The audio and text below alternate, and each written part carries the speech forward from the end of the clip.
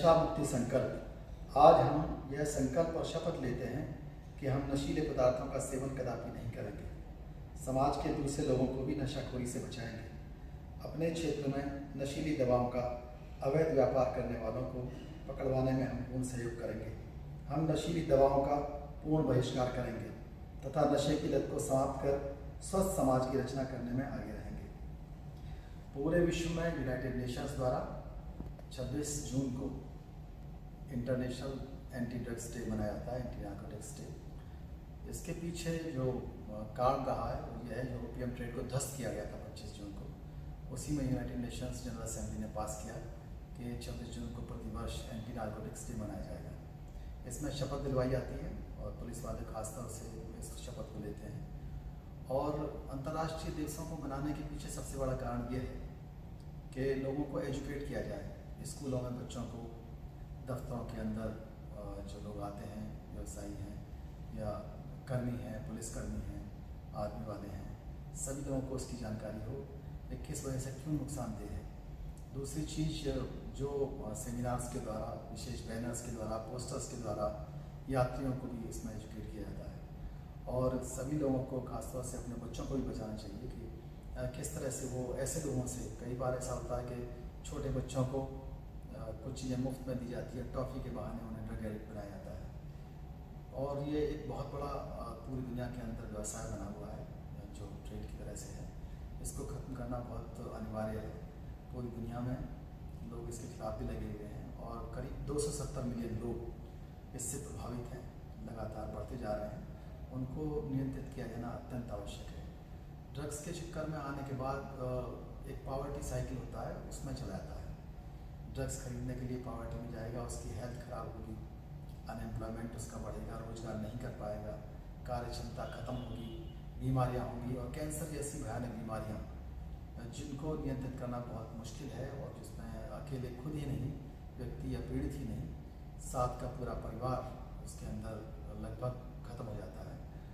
अतः बहुत ज़रूरी है कि हम अपने बच्चों को, अपने युवाओं को इस संबंध में शिक्षित करें कि वो लोग किसी भी दशा में नार्कोटिक्स बेचने वालों के संबंध में या उनके साथ व्यापार करने में उनके साथ कोई भी इस तरह का व्यवहार न करें।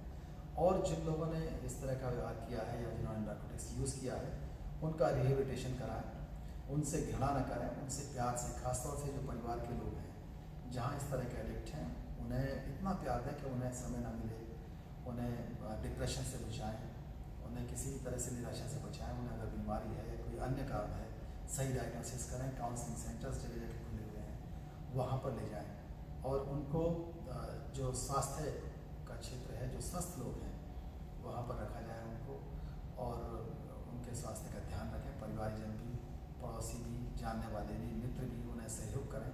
और ऐसा देखा गया है बहुत बार, बड़े बड़े सेलिब्रिटीज़ जो नशे के शिकार हुए लेकिन बाद में उन्होंने अपने स्वास्थ्य को ठीक किया और दोबारा वो अच्छे ऐसे सेलिब्रिटी बने, अपने काम पर वापस आए, बीमारियों को भी जीता, उनकी इच्छा शक्ति जागृत हुई। तो हम लोग जब भी बात करें, किसी भी तरह से इनके संवर्धन में हम लोगों को हिस्सा नहीं लेना है, इनको सपोर्ट नहीं करना है, इनकी पूरी तरह से हमको ड्रग्स का यूज़ को ख़त्म करना है।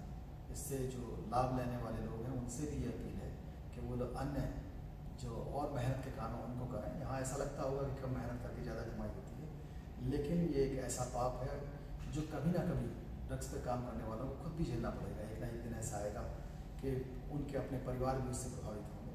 इस तरह का पैसा निश्चित रूप से हमारे यहाँ तो ऋषि मुनियों ने भी पंचशील का पालन करने के लिए कहा है, जो मादक द्रव्य है उसके खिलाफ कहा गया है लगातार। तो अपने व्यवहार को ठीक रखें, पंचशील का पालन करें और ड्रग्स से दूर रहें।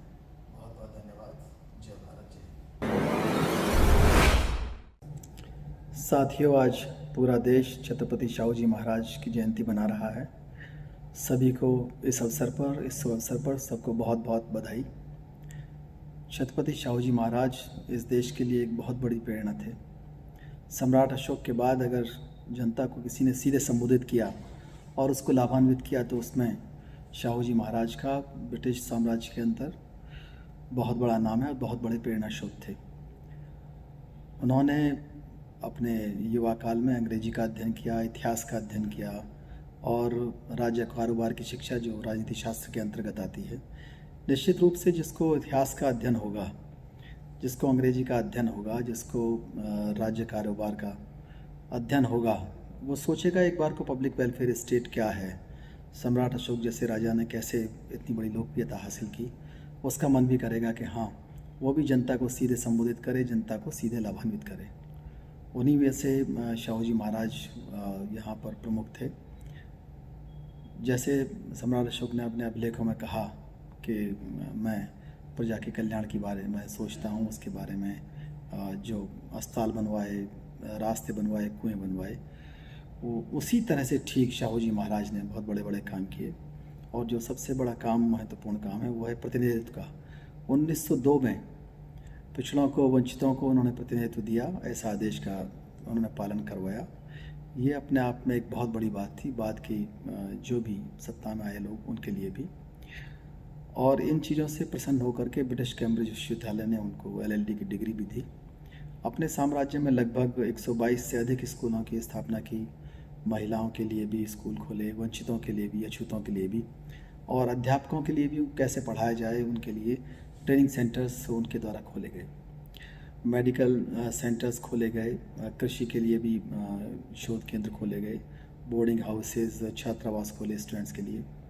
आदिवासियों के भी बीच जा कर के उन्होंने उनको एड्रेस किया और जब उनकी समस्याएं सुनी और पता लगा कि उन्हें काम नहीं मिलता है, बेरोजगार हैं वो लोग, और इसीलिए उनके ऊपर चोरी के आरोप भी लगते हैं, तो उन्होंने उनको लाभ दिए और ज़मीन दी और गांव दिए। वो गांव में बसने लगे और उनको काम भी मुहैया करवाया। अपने क्षेत्र में प्राथमिक शिक्षा को अनिवार्य करना 1912 में एक बहुत बड़ा कदम था, और 1918 में खुदरा मूल्य केंद्र स्थापित किया उनके द्वारा। और वो बहुत प्रभावित थे ज्योतिबा फुले जी के जीवन से, उनके संघर्ष से, उनके मिशन से। और 1911 में उन्होंने वो काम भी अपने हाथ में ले लिया, सत्यशोधक समाज का।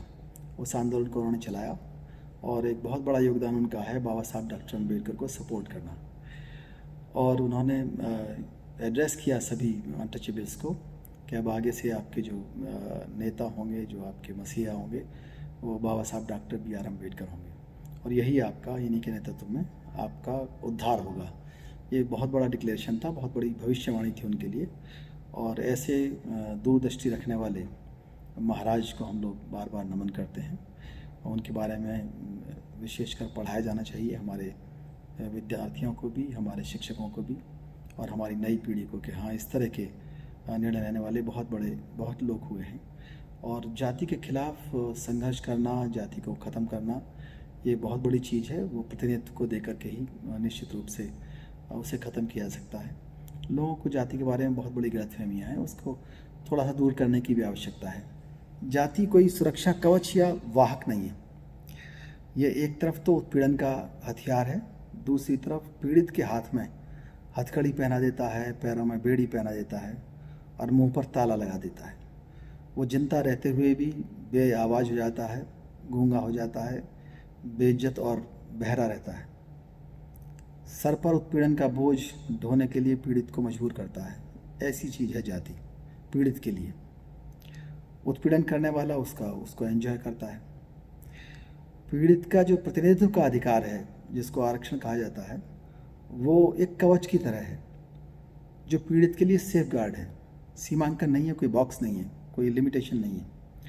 उस पीड़ित के प्रतिनिधित्व के अधिकार के संबंध में यह बात जान लेनी चाहिए कि उत्पीड़न के विरुद्ध यह अधिकार इसलिए है कि जो पूर्व में किया गया है और जो वर्तमान में किया जा सकता है या भविष्य में भी किए जाने की आशंका है, उसके खिलाफ प्रतिनिधित्व का अधिकार मिला है। प्रतिनिधित्व का अधिकार या दावा व्यक्तिगत, पारिवारिक और सामाजिक उत्पीड़न के खिलाफ कवच है। जो उत्पीड़क के जाति नामक विशेषाधिकार जो एक हथियार काम करता है, उत्पीड़क इस हथियार को चलाकर जेल जाता है और पीड़ित कष्ट में रहता है। अतः किसी को भी जाति या उपजाति को बनाए रखने में लाभ नहीं है। जाति को अंतर्विवाहों का समर्थन करके, जाति उपजाति सूचक नाम हटाकर, उसके संबंध में बात करके, लोगों को जाति सूचक नाम से न पुकार कर, जाति संबंधी सवाल जवाब चर्चा बंद करके हम प्रयास कर सकते हैं। हमारे मित्र श्री AK सिंह जी ने इस बारे में सुझाव भी दिया कि सामाजिक कार्यकर्ताओं को अंतर्विवाह करने वालों को पुरस्कृत करना चाहिए, उनकी आर्थिक सहायता करनी चाहिए, उनकी सुरक्षा में सहायता करनी चाहिए। स्वागत योग्य सुझाव है और राष्ट्रवाद को एक बहुत बड़ा इससे मार्गदर्शन मिलेगा और राष्ट्र की एकता अखंडता भी इससे बढ़ेगी और बहुत बड़ा जो क्राइम है वो क्राइम होने से बचेगा अगर लोगों का कास्ट माइंड सेट हट जाए, कास्ट हट जाए। और ये बहुत बड़ी श्रद्धांजलि होगी छत्रपति शाहू जी महाराज को, जिन्होंने इस अभियान को जो आधुनिक भारत है उसमें एक सॉल्यूशन दे करके इसको ख़त्म करने का प्रयास किया। बहुत बहुत धन्यवाद।